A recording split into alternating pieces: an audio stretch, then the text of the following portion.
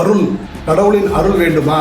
ஏழைகள், அனாதைகள், அநீதி இழைக்கப்பட்டவர்களுக்கு உதவுங்கள், துணை நில்லுங்கள். சாலையோரங்களில் தூங்குபவர்கள் இந்த நாட்டில் பிறந்தது குற்றமா?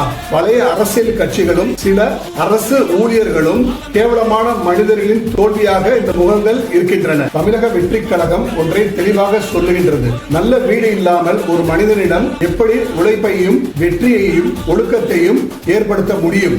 ஆகையால் முதலில் இருக்க நல்ல வீடு, அதன் பின்பு பயனுள்ள கல்வி, அதன் பின்பு உழைப்பதற்காக வேலையை உருவாக்கி கொடுக்கிறது. அப்படி உருவாக்கி கொடுக்கப்பட்ட வேலையின் மூலம் கிடைக்கும் ஊதியத்தில் நல்ல வாழ்க்கையையும் நிம்மதியான ஒழுக்கமான வாழ்க்கையை வாழ முடியும். வாழ செய்வதுதான் ஒரு தூய அரசியலின் சேவை.